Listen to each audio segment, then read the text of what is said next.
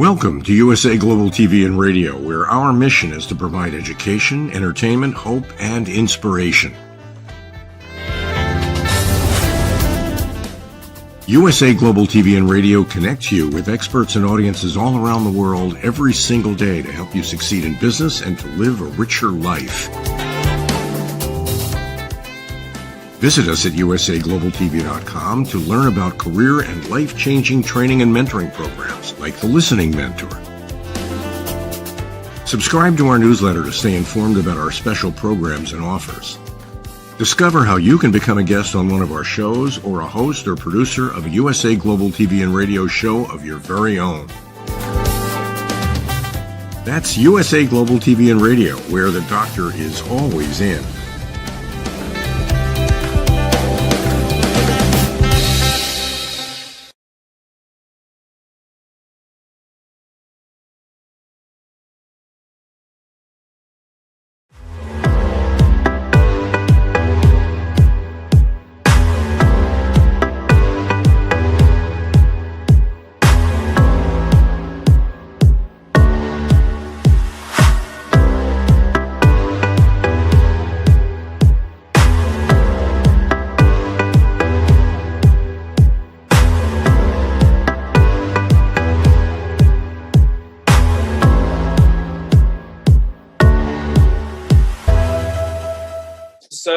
So excited to introduce you to a fellow colleague, a fellow traveler, a fellow healer. She is an amazing woman. She is a warrior woman, a warrior mom, and we'll explain what that means in a moment. But I'd like to introduce you to Jennifer Wren Tolo. She is the founder of Butterfly Family Wellness, and she joins me today live here on Dearjames Live. Welcome, Jennifer. How are you? I'm well, thank you. Thanks for having me, James. I really appreciate it. And hey, kudos for not saying Butterfly Family Farm. Right? Butterfly Family Farms. There's something there, and we know what that is. So coming. Stay tuned. We'll get to that. So I had the honor and the privilege of meeting Jennifer in Sedona at a retreat that we joined together. We were attending and presenting at. And one of the things about Jennifer that really struck me was her personal story and how that brought her. And often that happens. Life brings us that which the soul said it wanted to experience. And then that turns us into this moment of what we're going to express the rest of our lives. You know, it's a continuing journey. And so your personal story, Jennifer, was really impactful and beautiful.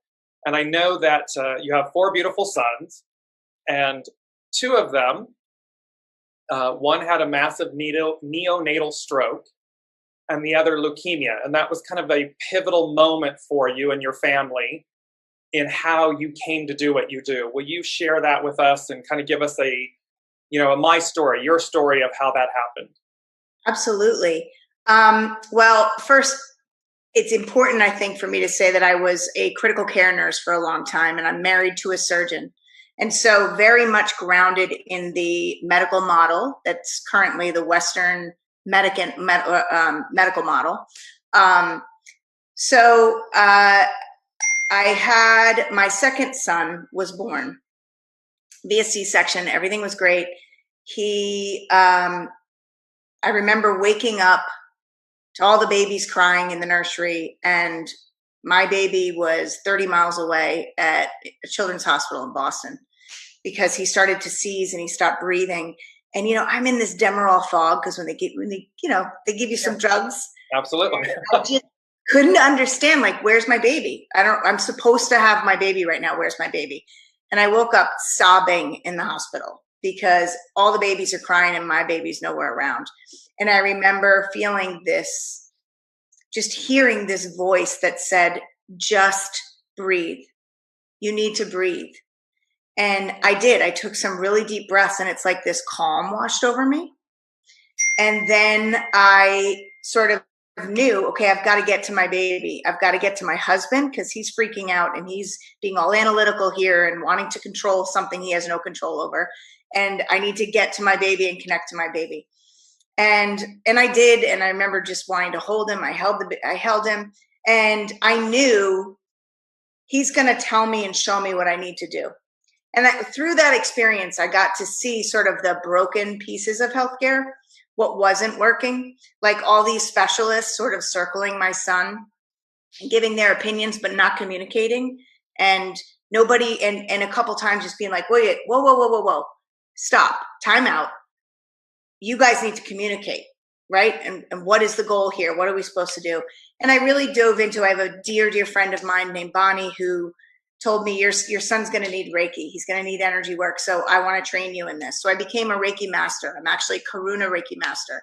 I dove into nutrition and how it affects the brain. I became a personal trainer to understand sort of movement and how I can move my son, because he didn't move his right side of his body for the first year of his life. He was like Bob Dole with the arm like this and, didn't move the right side of his body.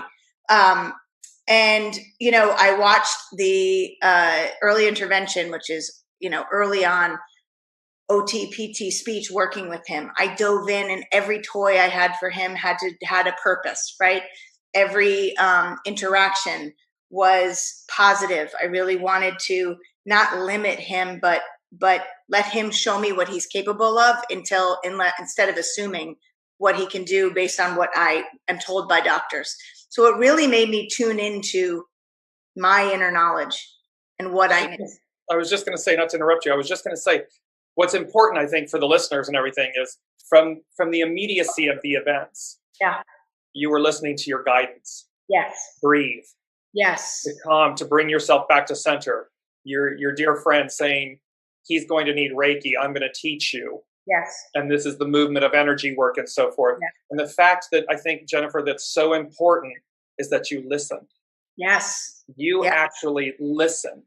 Right. And to be honest, if it were about me, I don't know if I would have listened. But that warrior mom and that mama bear in me, I'll listen. I'll do anything for my kids. So that was a big aha moment for me as a parent. What we are willing to do and try for our children is much different than what we're willing to do and try for ourselves. Right. Yeah, absolutely. There's no greater love than the love of a parent for a child in that way. It's all encompassing. Yes. But it really sort of that showing me what was not working in healthcare and diving into all the other things and realizing I dove into neurology and neuropsychology to understand what the brain needs and how the brain can be neuroplastic, which means different pathways can grow and take over. A child's brain is just the adaptability of a child's brain is incredible. So the same stroke would have completely incapacitated an adult.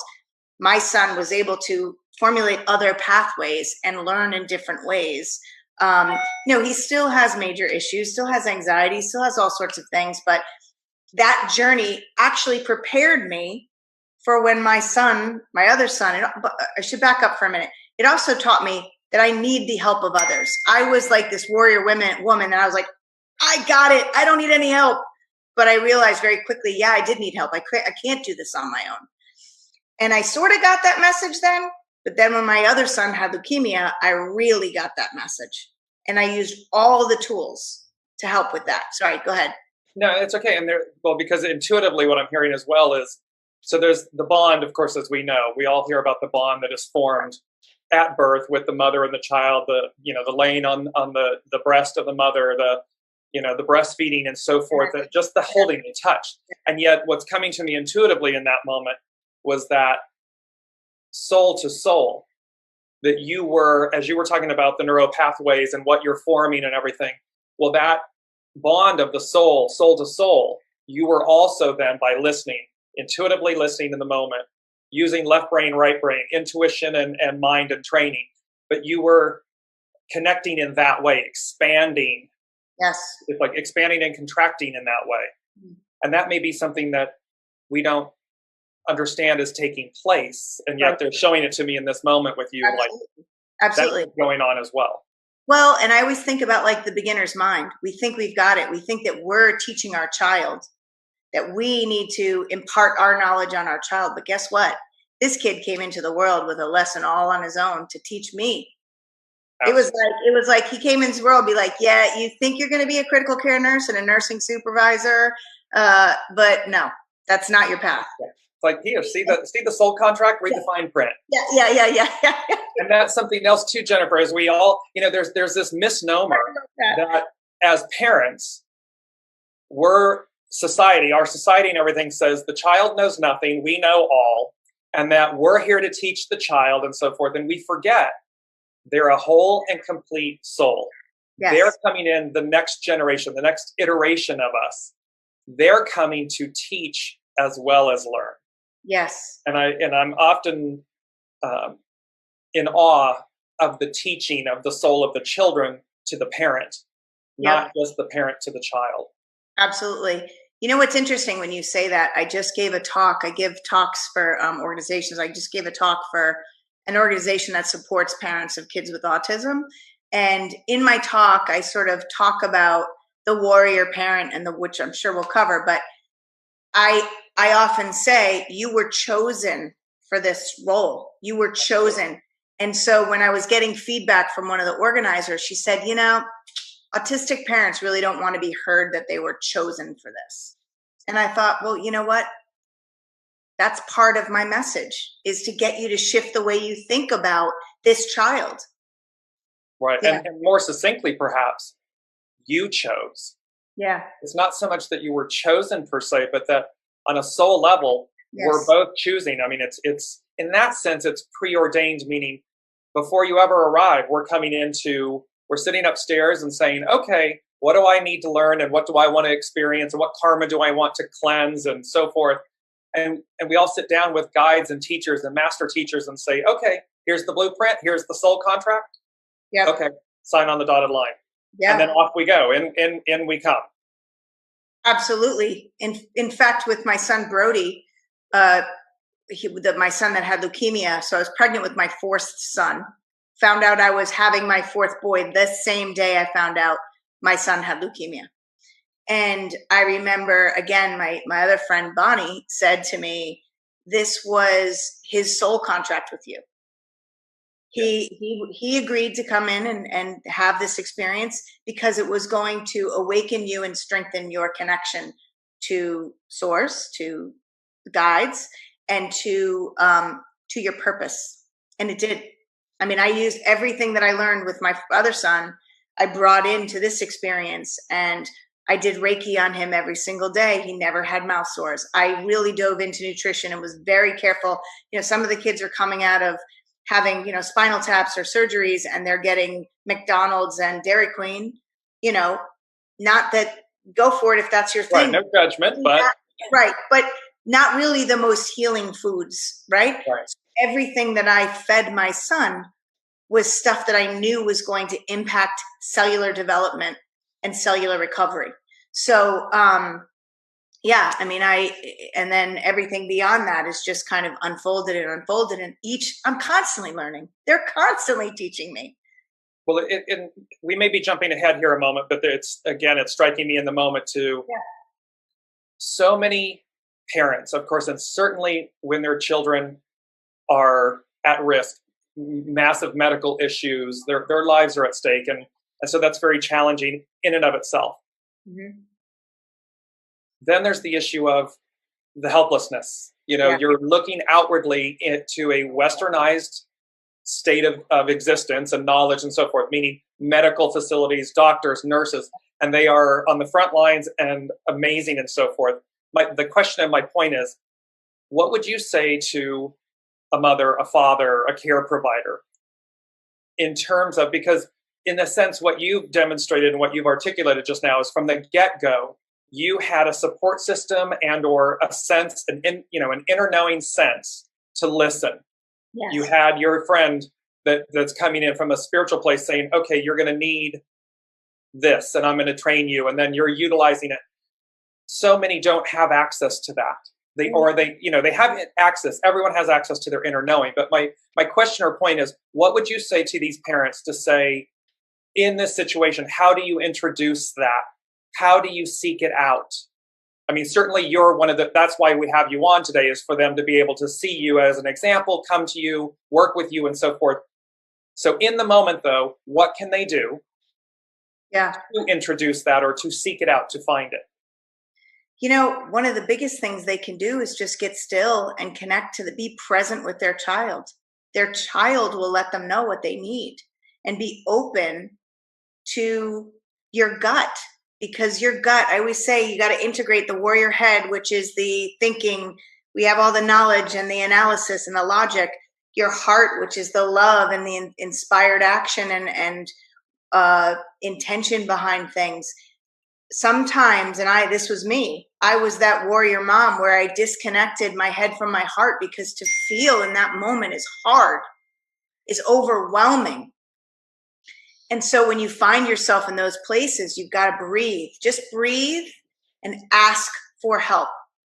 Whether you believe in God, the universe, angels, whatever it is, ask for help, ask for clarity, because you have to give them permission to help you. So when you ask for that and you breathe, you can then reconnect the head to the heart and use your gut, that warrior gut that's going to integrate the two, integrate the whole process, and let you tap into what you know. So I remember, and I was, I don't know. So my older son is 18 now. But I remember going through neuropsychology exams, and I remember my first neuropsych exam to get my son the support at school that he needed. I had him tested, and I had to go in by myself because being married to a surgeon, he's not around. I mean, he's a great dad, but he's not able to be there on those meetings. Right. That was sort of my job, is my kids, right? Right. And so I'm at this neuropsych exam, and I'm in a rough spot. I'm in a very overwhelmed spot trying to get help for my son. I always say it's like I feel like I'm on this battlefield, and there are people circling me in judgment, parents, practitioners, doctors, nurses, my own parents, circling me in judgment, maybe tossing me a Band-Aid or two as my son lies wounded in my arms. And I literally remember sitting in this neuropsych exam, going to one of those people circling me who's supposed to help me. And she's just literally going on just her first findings, which she's telling me, your son has a low IQ. He'll never do this. He'll never do that. And I literally felt so like, I can't breathe. I can't breathe. Don't you love when those people show up? I mean, not in the moment, but looking back in hindsight, don't you love when those people show up? Yes. Playing their role. Right. And this is what I would say to any of those parents right now in that moment. I literally had to hold my hand up and say, could you, like, she didn't even have the compassion to see that I was so overwhelmed with emotion that I couldn't process what she was saying to me. Right. It was like, woo. You're like this. Stand down, stand back. Yeah. Exactly. Otherwise, I think you're going to see yourself out the front door and across the parking lot. And I mean, all from love, but you need to stop. Yeah, exactly. And I said that. I was like, I need a moment. Can you just give me a moment? And I remember going outside because movement and it helps balance energy. I went outside and I took some deep breaths and I called my dad, who's my rock. And he goes, Jenny, why are you letting somebody else tell you who your child is? And exactly. I was like, you know what? You're damn right. Why am I? And I went in there and I listened and I was like, I'll take that piece. Mm-hmm. Okay, I'll take that piece. Right? And that's where, if you are in that place where you're completely overwhelmed and you don't know where to start looking, that's when you really got to go in and you really got to calm your nervous system. Because let me tell you, being a parent, your emotions get triggered when you are worried about your child. I am still like that. And I've done all this work. I still get like that. You have to calm the nervous system with breath, with movement, all sorts of tools that we have.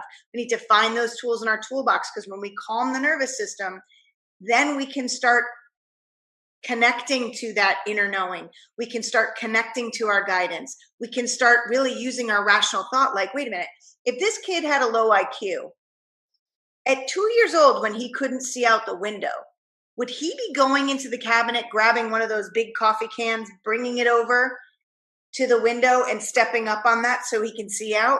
That's not a low IQ. No, exactly. Right. And it's important to remember, although, as you just said, you've just given the tools of, like, in the moment, do this, so that you can reconnect, so that you can hear yourself, that you can hear your divine connection. Yes. You can take that beat. But it's also important to remember, these people are showing up. It's your play. These are the characters in your play. You've asked them to come on a soul level. You've asked them to present themselves. Yes. And in the most defining way. So in this example of your literal experience, you're able to look back and say, thank you, because you, out of that message, out of the harshness, the not connecting and understanding and seeing you in the moment, but it instilled in you this kind of like, oh, hell no. My child will be, like your father, I will define who my child is. My child will define with me who he or she is. Yeah. And so, as you just said, I'll take that. I'll take that. And the rest of this, I'm going to set it over here on the cupboard on the side. Mm-hmm. That's nice. Okay, thank you. Mm-hmm. And then, soul to soul, child and parent. Now we will decide. We will determine the path forward. Yep. Because who knows best? Absolutely. The soul itself, the child itself, the mother itself, the father. Yep. So let me ask you. So from these two experiences, and your background and your education, your extended learning and so forth, how did you come? I have two questions. One is, how did you come to found Butterfly Family Wellness, number one, and number two, why the butterfly? Ooh, great questions. I'm going to touch on the why the butterfly first. Butterfly is a symbol of transformation and change. Butterfly is a symbol of going inside and transforming from it within, and then emerging and having the courage to spread your wings and trust that, yes, you can. That's why the butterfly. And the family is because I love my purpose. I know that one of my big purposes here on earth is to help to change the world for children. I know that. But I also know that in order to change the world with children, I need to work with the parents. I need to work with the educators. I need to work with healthcare and with all the communities that support the kids, because they're the ones that influence children, the environment. They're the ones that are creating policies. They're the ones who are creating the belief systems. So the family piece is because I rarely just work with a child one-on-one. If I'm working with a child, I have to work with the family too. And when I'm working with an adult and I'm helping that adult discover their own internal healer, I'm actually going to then help them heal their family, because whatever they do, I have this little graphic, this ripple effect. Whatever you do for you, whatever choices you make, ripple out to your kids, your family, your community, your state, your world. So that's where Butterfly Family Wellness comes from. And the butterfly is obviously, to me, it's so funny because when I first had my business, everybody started giving me butterflies. Like butterfly this, butterfly that. I was like, okay, time out. And then it became, because I'm very into angels and the spiritual connection, then it became angels, but they're similar. The wings and the, Yes, absolutely. And the beauty of that, and that it's both an internal, it's always an inside job. Yes. As we know, and for everybody listening, it's easy to stop at the surface. It's easy to look out. It's easy to blame others. Yes. However, if you want the transformational change, the butterfly effect, the butterfly family wellness, the ripple, it comes from going in, look in, always start in. And then when you change the inside, the outside changes. Yeah. And so, and as you've just articulated, which we're going to get into, it's an integrated, so it's both an internal job and an integrated approach, because it's not just the children. You've got to work with the whole, because the whole is in reciprocity with each other. Absolutely. And this is, I think, a brilliant piece and aspect of the work that you do, is that you're working with not only the children, that's your pride and joy, so to speak. Yeah. But it's, but the parents, the health educators, the teachers, the actual foundations and institutions. When you help them, it's like, help me, help you. It's like you're helping them help the children are helping them, and thereby there's this beautiful integrated approach. Absolutely. List some of them, identify some of the aspects or the issues that the children that you work with and the families that you work with that they face? What types of issues are you practicing on? Lots and lots of stress and anxiety, like debilitating anxiety, where a lot of times it's a dysregulated nervous system. I see a lot of kids with learning disabilities, a lot of kids with ADHD, which we are immediately putting on medication. And I got to say, this is part of my integrative approach too.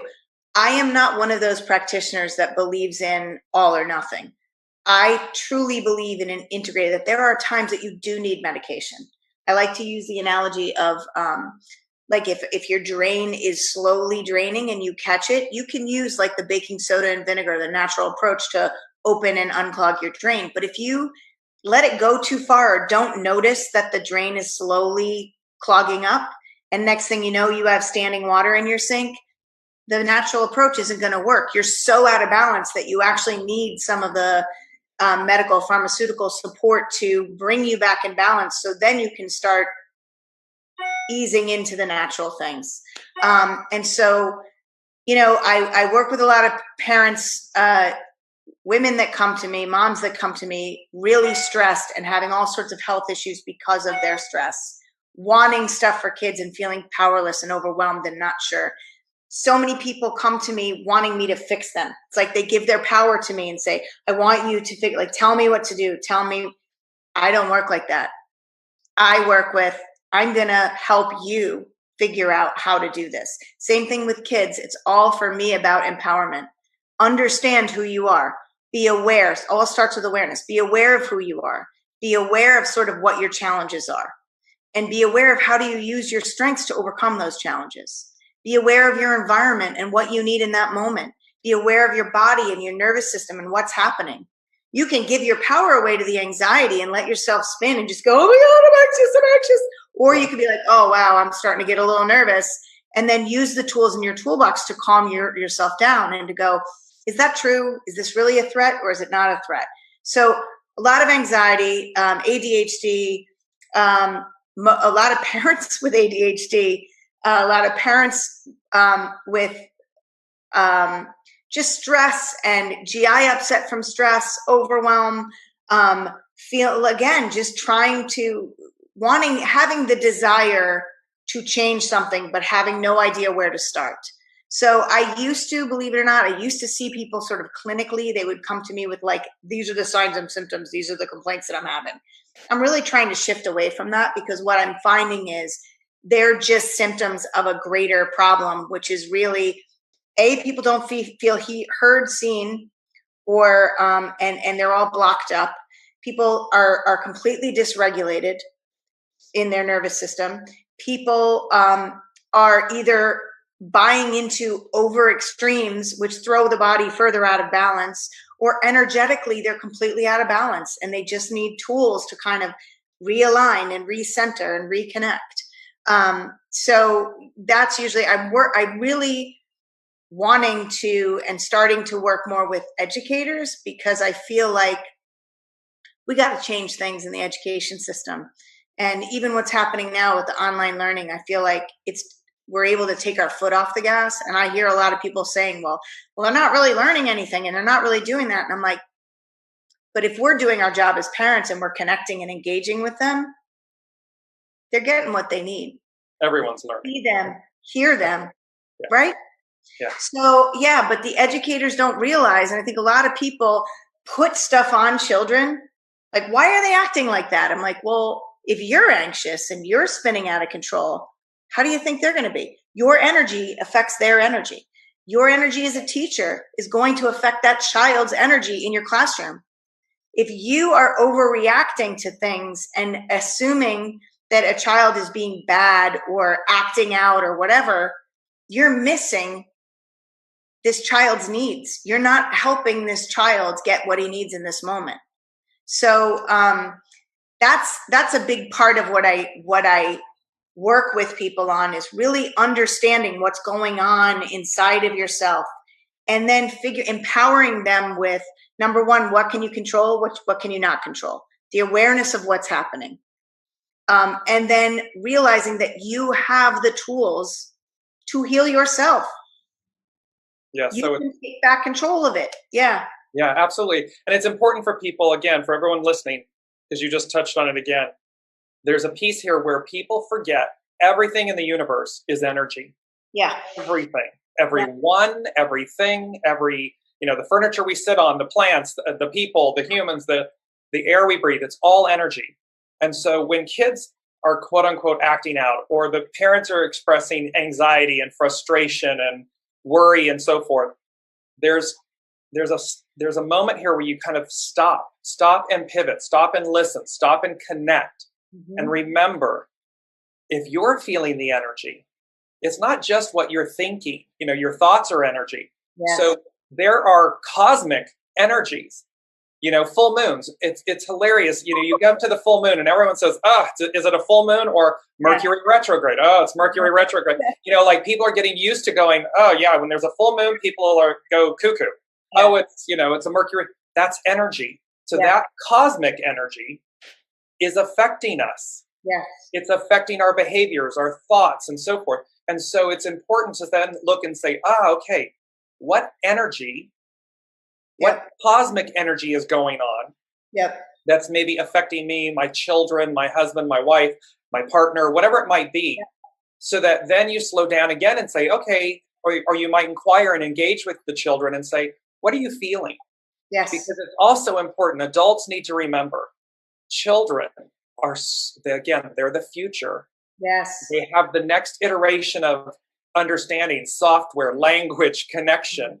Yes. And so there's a beautiful benefit when we stop to say, how are you feeling? What are you picking up? What are you sensing? And because they're so vulnerable in a pure way, there's no filter. They just tell you, oh, blah, blah, blah, blah, blah, blah, blah. And, and you're like, okay. Yeah. If you listen. You've got to listen. Yes, absolutely. And you're not present with them. I mean, it's interesting. I can't tell you how many kids with ADHD or that have been diagnosed with ADHD. Now, you and I have talked about this. I believe kids are coming into the world vibrating at a higher level because that's where we need to go, right? So they're vibrating at a higher level. They're quicker. Their attention gets taken away. I mean, look at this whole 5G thing and all technology. Kids are coming into the world keeping up with that, right? But I had a little boy that came to see me who just teachers would get really frustrated with him because he couldn't sit still. And so I have this toolbox that I create for kids that's called a mood toolbox. And he always likes to come in my office and play with things. And so I have one of those little things that you clip on your finger that tells you what your heart rate is and your pulse oximetry. Right. So he's like, what is this? And he's putting it on. I said, all right, let's just play with this for a minute. Let's just see. So let's say his heart rate was like 80. Then I said, okay, do 10 jumping jacks. He does 10 jumping jacks. Now, what would you expect to happen when somebody does 10 jumping jacks to the heart rate? Right. The heart rate increases. His decreased. So what does that tell me?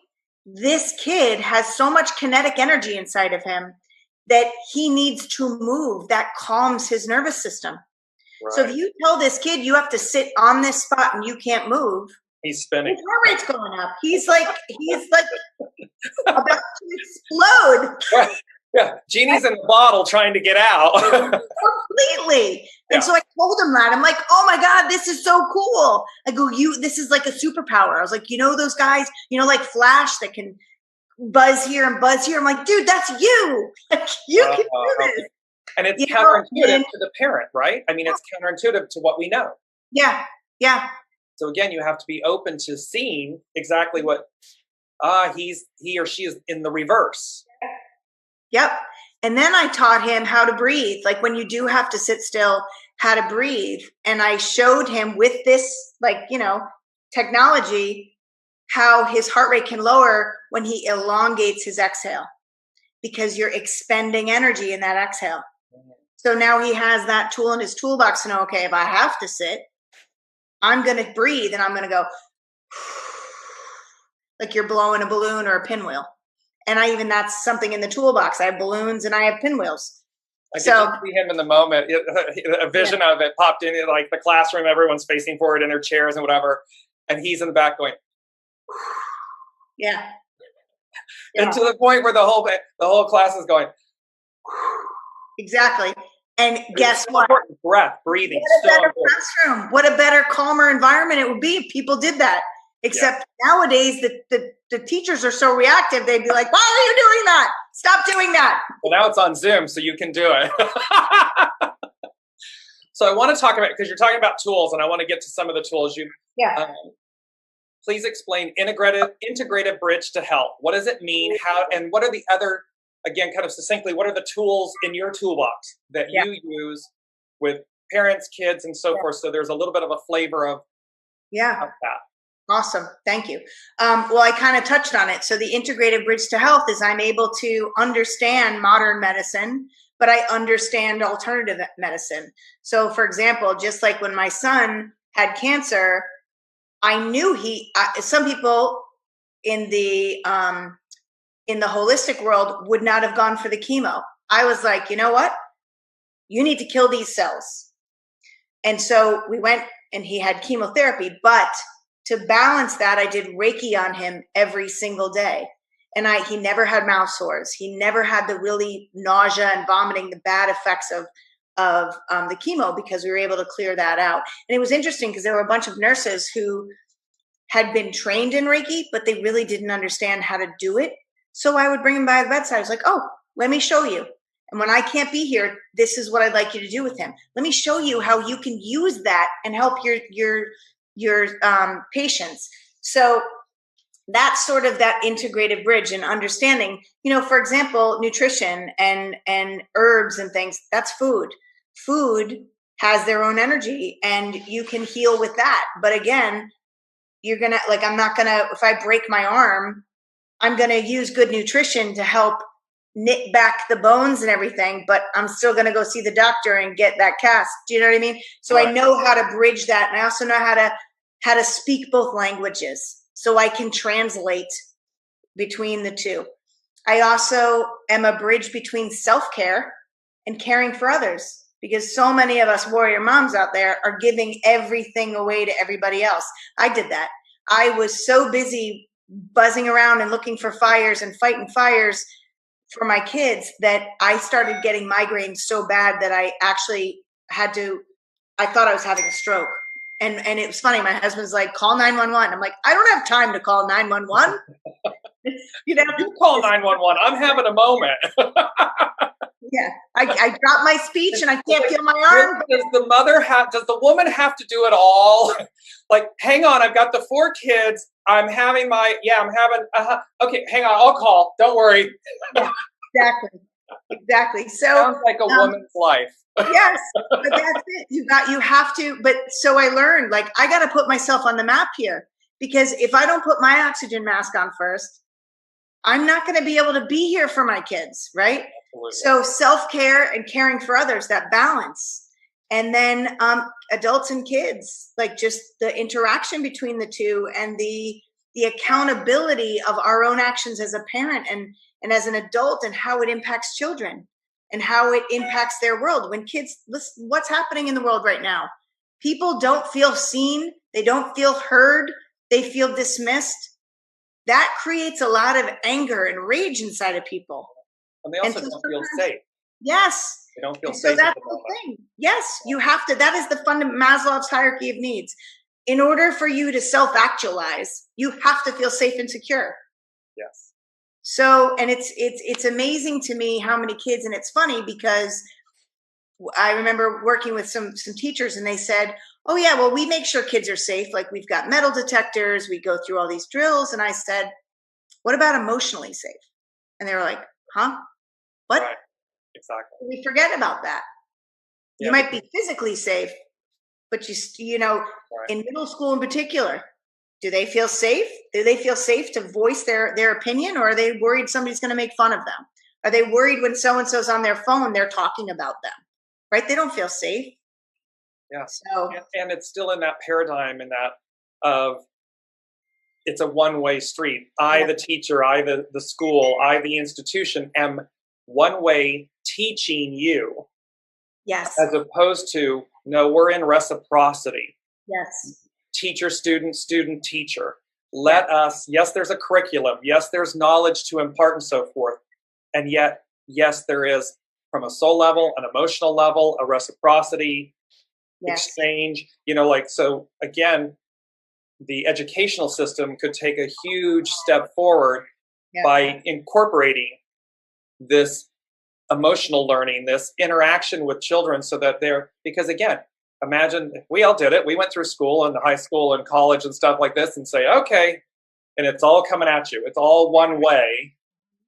And then it's like you finally get out into the world and you're supposed to go, okay, now I know how to put this out. Right. Well, where is it in our formative years of growing up? Where is it where they truly have the ability to express in return, to and not act out and so forth, but to exchange?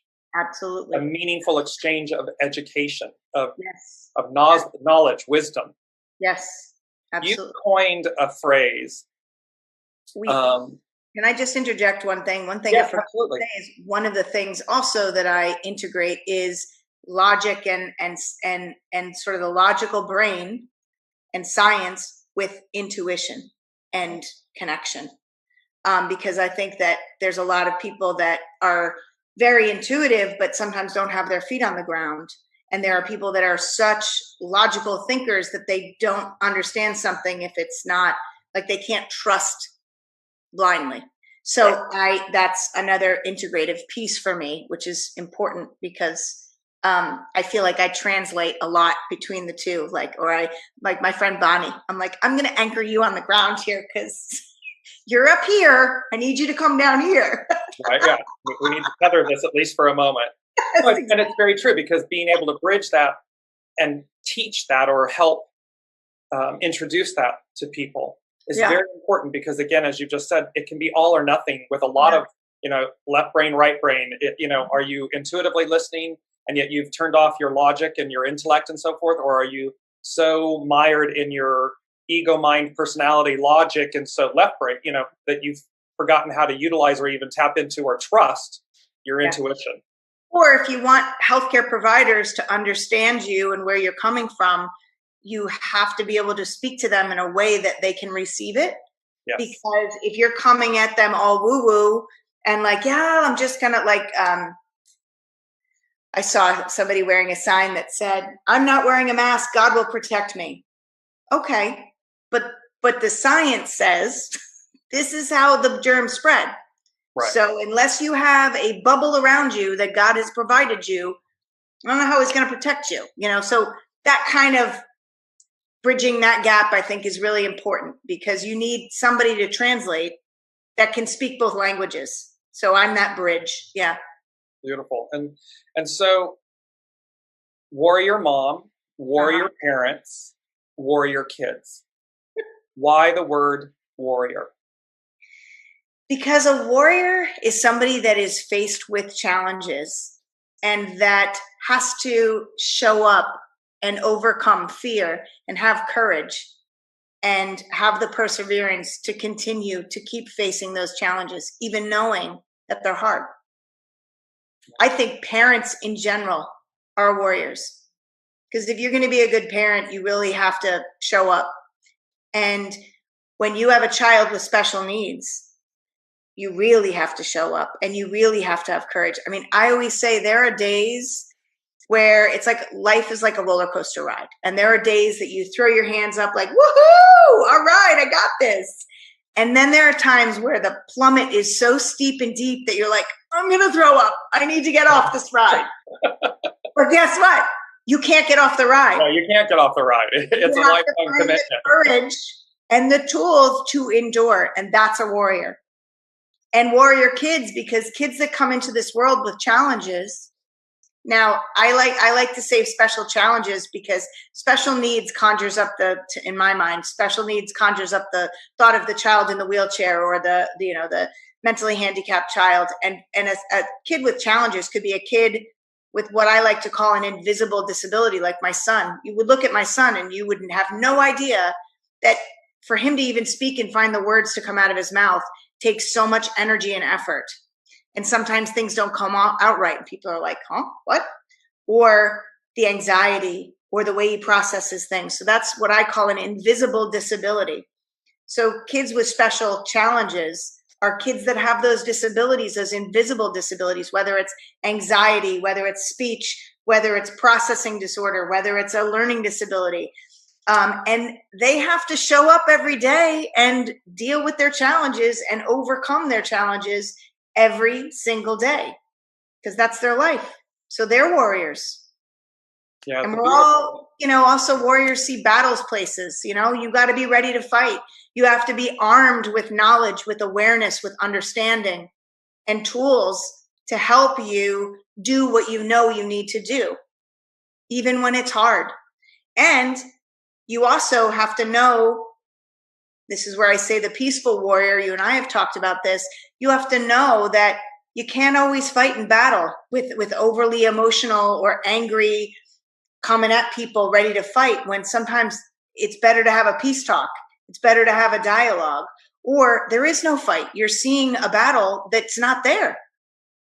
Yeah. So that's the warrior parent, warrior family, warrior child. Yeah, and there's a beautiful piece of, as you've mentioned many times throughout this moment right now, is the empowerment. When I hear warrior, yes, of course it can mean doing battle and this warrior, but it's also the word that keeps coming to me over and over again is empowerment. Empowerment. Yes. It's to empower this warrior and to know when do you need or have to do battle. Yep. And when can you do so? When can you do or be a warrior from a peaceful place, from a peaceful warrior position? Right. With the ultimate goal of peaceful warrior, that it's just this entrenched empowerment. It's the tool that I feel like for everybody listening and being introduced to Jen and everything and Butterfly Family Wellness, that I think is the summation of, it's the empowerment, the tools, the bridging, the East meets West, this beautiful kind of articulation of listening, teaching you how to connect, utilizing all the tools in your toolbox to effectuate change. Beautiful, beautiful, empowered change. Their empowerment.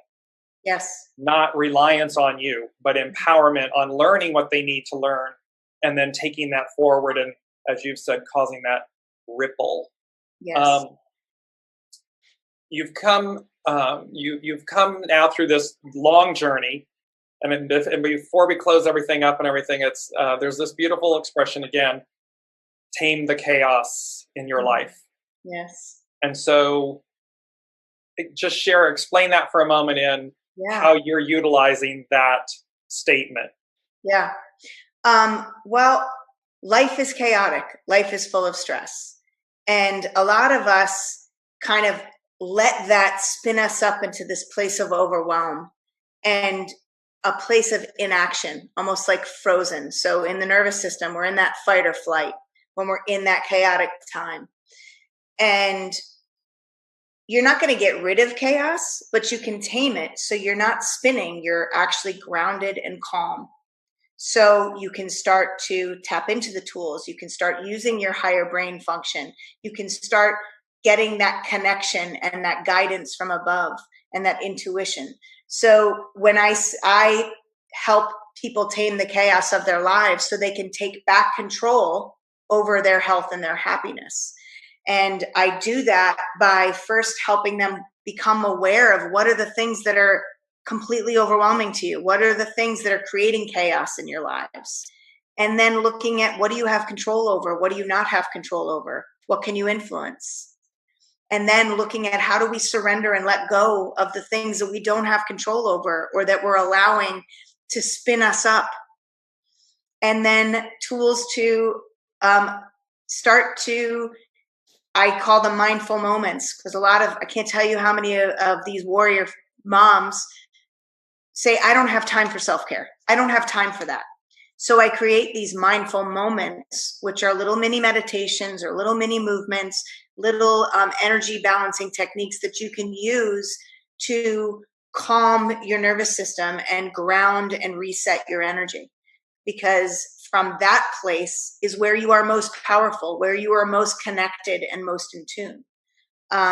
So, and then hopefully, and then I teach people sort of more techniques and energy balance things for their toolbox that are going to be more practice oriented, not quick fixes, but things that over time, like mindfulness, they start to get, and it will start to tame the chaos of their lives because they're more connected to their life. They're more focused in their life. They feel more purposeful in their life. They feel more supported with other people, and they feel more empowered with, okay, I do have control over certain things. I do have control over my body and my mind. I just need to remember these tools. So that's... And absolutely in control over your choices. I mean, yes, that's massive. So do you choose self-care? Do you choose to stop and listen and connect? What are your choices? Because your choices affect your experience. They dictate it. Yes. And you can control you and only you. So many people try to control other people or other people's, opinions. You can't control anybody but yourself. Absolutely. And you can't control the future. So many people spend so much time focused on the future. Like our mutual friend Danielle talks about, like avoiding pain or they spend so much energy and so much time. Carolyn Meese talks about, like, if you have $100 and you're giving $80 away to the future, and you're giving, $10 here and $10 there, you have nothing left for yourself in that moment. But your power is in the present moment, because that's where you have choice and control. Absolutely. And in that present moment, you can choose, having given away your $100. Yes. In that present moment with nothing in your hand, you can absolutely stop and empower yourself to the joy of the moment. Yeah. It's because then again, it's not about the past, what I don't have anymore. It's not about the future, about where I haven't gotten and I don't have anything to get. Oh, in this present moment, oh, look at that beautiful flower. And it just absolutely radiated and made me thrive in that moment. And it reset me. Yeah. And that, of course, again, is a choice. So. And laughter comes as you know, I love to laugh. I love to laugh too. Yeah. But you have to. I would not have gotten through everything that I've gotten through had I not had laughter in my life, because there's some cathartic, beautiful release that comes with laughter. There's something that reminds you that, you know what, there is good. And you know what? Get over yourself. You're taking yourself too seriously. I was just going to say you're taking life too seriously. Yeah. And when we're so focused on serious. Right.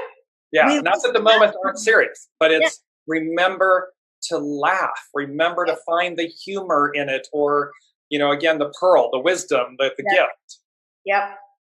So you have one other thing that I just love, and it's fascinating. And I know you utilize it with your friends, family, clients, and so forth. It's not offered, in mass to the public and so forth, but you actually grow and do your own blends, proprietary blends of what you do for your teas. Yes. How do you, share with us how you integrate that? Yeah. Well, I still do a little bit of something called nutritional response testing. I don't do a ton of it anymore because actually it was one of those tools I had to get to validate my medical intuition, to validate, oh yeah, what I see and what I'm guided towards is actually what the muscle and the nervous system is telling me is true. But when people are out of balance, I myself don't love taking pills. I don't love taking medicine. But sometimes when you're really out of balance, you need something to bring you back in balance. So herbs are beautiful ways that we can use to support the nervous system. For example, it's allergy season around here. I have a tea that I created because I don't like the drying effects of the antihistamines. So I learned about natural herbs and how to use natural herbs. I remember being at this permaculture farm in Colorado Springs, and this amazing young man who was a farmer was going around and showing us the garden, and he pulls this, looked like a corn stalk that exploded, and it was something called mullein. And he said, oh yeah, this is a great natural antihistamine. I just pull off these little tufts and I use this in my teas. And so I have a tea that I make that has mullein, it has rosemary, nettle, which is an anti-inflammatory, and I use like either rooibos, which is a red tea, decaffeinated tea, or I'll use green tea, or sometimes oolong tea is the base of the teas. but I have an anxiety. I have these kitschy names too, like anxiety, which is lemon balm, lavender, and chamomile mixed with rooibos. And these are just great teas that have these natural herbal properties that help with whatever. If it's to stimulate, they're either stimulants or the depressants, or they're antihistamines, natural anti-inflammatories, and I incorporate them. Like I have an anti-inflammatory that has turmeric and different ginger and different things that help to calm the inflammatory process in the body. So I use them with clients, and my family, in fact, my family probably uses more of the tea than anybody does. But I have, friends, family, clients that love my teas. I use intuition to blend them. As far as how much I use of each, that's guided. I use them as ways to kind of balance. Like I have friends of mine that don't like to drink coffee. So my Clara tea that has tulsi and sage and a couple of other things and mint, they're natural sort of stimulants that help to awaken the body. This guy calls me and like, I'm out of the clarity. Can I have some more clarity? So little things like that, but I don't mass produce because a lot of it comes out of my little garden, which is my kind of mindful moment is the gardening. A lot of it comes from the garden, and what I don't grow myself, I get from a source that is that uses only organic, non-irradiated stuff. And I blend the teas and use them in place of like a supplement or medication to help just balance the body. So before we wrap, we're going to bring it all home here. So just a final question is, what is your greatest, in the work that you're doing, in the life that you're living, in the experience that you've had and that you are happy, continue to have? Through all of this, what's your greatest hope? Oh, I really hope that we can start to learn to look within ourselves. Instead of looking to everybody else to fix us and to tell us the answers and to keep up with the Joneses, I really hope we can start seeing our own beauty, learning from ourselves, and really allow people to really tap into that inner wisdom and that connection and balance themselves. Because if we could all regulate our nervous systems and stop reacting to things, what a more peaceful world we'll have. What a more present world. And when we're more present, we can really be pretty powerful. So I guess it's twofold. Going within and tapping into your own inner knowledge, being more present in lives, less distracted and disconnected. And then really start looking at people through a different lens instead of comparatively or what's lacking, to really see people and hear people for who they are and let our souls speak. Yeah. See the divinity in each other as opposed to the separation or the contrast, if you will. Yeah. Yeah, absolutely. Well, for everyone listening today, and certainly for the parents, for those that are going to become parents and so forth, it's becoming a parent. Life, there's no instruction manual. There's no instruction manual for life and certainly for raising children. Yeah. And I've often said that children with, I like to almost say, special gifts. Yes. Are some of the most profound teachers, or some of the most profound gifts of divinity. If we only open our eyes to see it and to accept it and embrace it and move past the initial challenge, move through the pain of it, the fear of it, and so forth, to get down to the actual gifts of it, the actual beauty of it.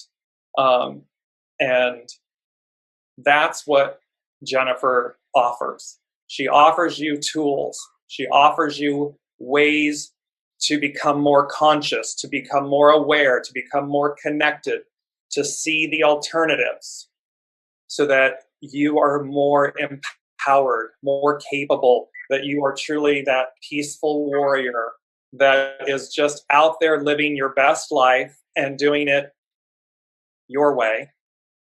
And in that, as Jennifer states, that ripple effect goes out and permeates the entire cosmos. It permeates your family, yourselves, your neighbors, your infrastructure, everything. It permeates in a way that is so deep and rich and long lasting. So should you be a parent in immediate need, please go to www.butterflyfamilywellness.com. Seek out Jennifer, see what she might be able to offer, follow her on her different social media channels and so forth, and empower yourselves.